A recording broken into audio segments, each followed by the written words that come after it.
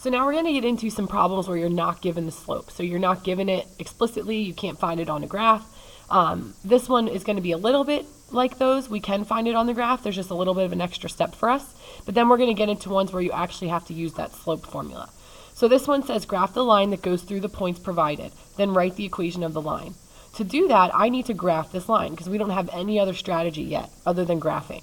So if I graph these 2 points, 0, 2, and 3, 3, and I just draw that line, it's just like the last examples we did. I need to find my y-intercept, which is 2, find my slope, which is up 1 over 3, so it's going to be positive 1/3. So my equation is y equals 1/3 x plus 2. Simple. Now we're going to get into one other example just like that. So again, I'd like you to try this one on your own. You can pause the video if you'd like, and then when you turn it back on, I'll show you what the answer is.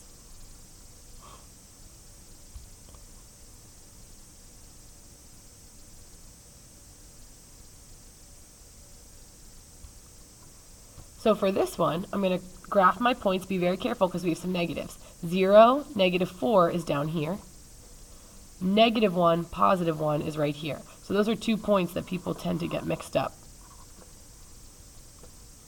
I can see my y-intercept is that -4. And I can tell that's my y-intercept right from the start because it has a 0x value. If it has a 0x value, it has to be on this y-axis, so it's going to be a y-intercept. So my y-intercept is -4. My slope is down 5 over 1. So down 5 over 1 looks like this. And I can simplify that to -5. You don't have to, but if you like to, you can. So my answer is y equals -5x minus 4. Now we're getting into these last few examples where we actually have to find the slope using the slope formula. So it says write the equation of the line going through the points. We don't have a picture. It's not given to us. We don't have a graph we can use, so we might have to use that slope formula, which I have for you over here. So I'm going to label my points x1, y1, x2, y2. And I'm going to use my slope formula to find the slope between these 2 points. So it's y2 minus y1, so 4 minus 5. 0 minus a -2 is 0 plus 2. And that becomes -1 over 2, or -1/2. So that is my slope. Now it also doesn't look like they gave us a y-intercept, but we did. Secretly, we got a y-intercept. Looking at these points, 0, 4 lies on the y-axis. Again, because the x value is 0, so it has to lie on that y-axis. If you need a visual, it would lie like right about here. So my y-intercept is actually 4. So the 2 important values I need to pay attention to are my m and my b. So my answer is y equals -1/2 x plus 4. If you graphed this on on graph paper or on your whiteboard, you would get the same answer. But we can also, if we don't have those resources, use the slope formula.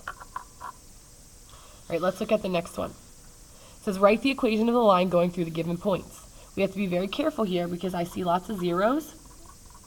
So we have to be careful with our signs when we're subtracting. So when I take y2 minus y1, 0 minus 5.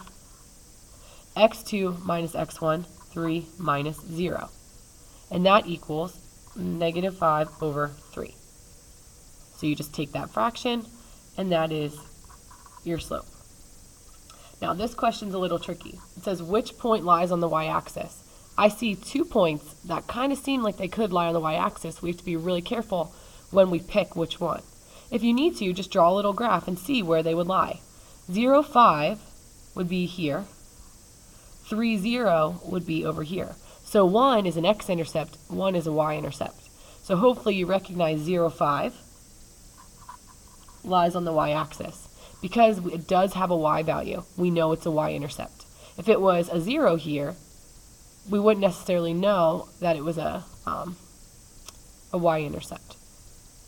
So if this is on the y-axis, then I know 5 is my y-intercept. Again, these are the 2 values, my m and my b, that are important. So it's y equals -5/3 x plus 5. All right, let's look at the next one. It says write the equation of the line going through the points. We don't have a picture. It's not given to us. We don't have a graph we can use, so we might have to use the slope formula. So I'm going to label my points x1, y1, x2, y2. And I'm going to use my slope formula to find the slope between these 2 points. So if I graph these 2 points, 0, 4, So we're doing the same thing. We're still trying to find an M and we're finding a B. But sometimes you just have to use different strategies if certain things aren't given to you. All right, we have 2 more examples. Now these ones look a little bit different just because of the way they're written, but they actually are the same as the 2 we just did. It says write the equation of the line if f of 0 equals 8 and f of 1 equals 7. It looks different, but there are ordered pairs hidden in this problem. This is my x. Remember when we did those function form problems where it's usually f of x? So x is 0, my output, or y, is 8. So this is saying whenever I take this function and I plug in 0, I get 8 as my output. Whenever I take 1, I get 7 as my output. So I'm going to rewrite those as ordered pairs, 0, 8, and 1, 7. And now it's just like the 2 problems we just did. So I'm going to label x1, y1 just to help me with my slope formula. And I'm going to find my slope. Hopefully you guys are getting pretty quick at this by now. So I'm going to take 7 minus 8, 1 minus 0,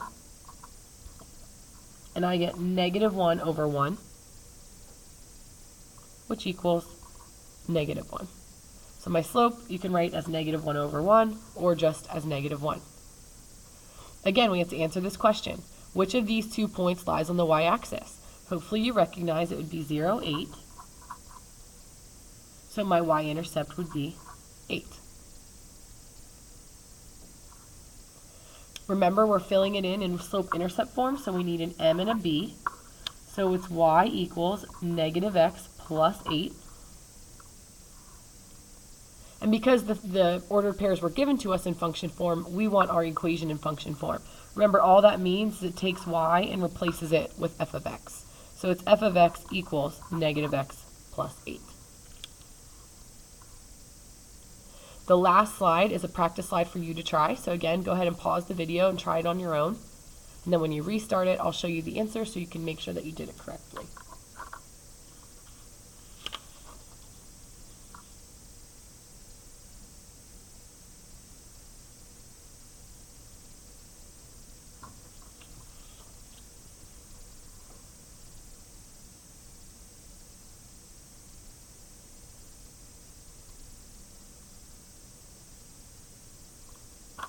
So my 2 ordered pairs here are 3, 2, and 0, negative 5.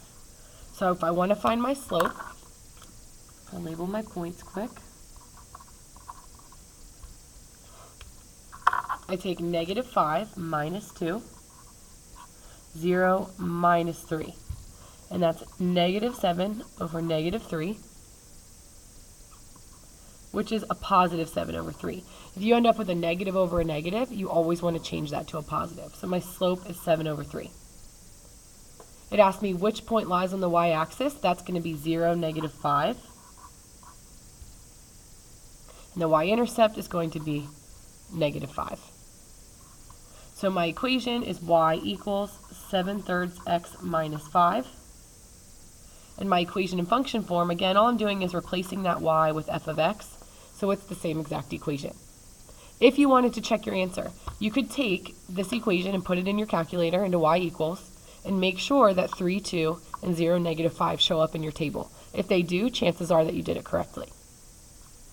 Now what I would like you to do is go back to that worksheet 5.1, and I want you to do numbers 10 to 15.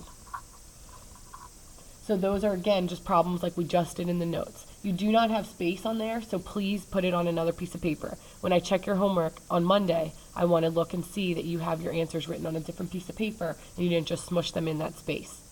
When you're finished with 10 to 15, I want you to try 16 and 17. We didn't go over any word problems, but I think that you guys can handle and try to just figure out how you can make those word problems into a problem like these. So just try. If you can't get them, that's okay, but I want you to at least read through them and attempt to get through them because I think that a lot of you can do it.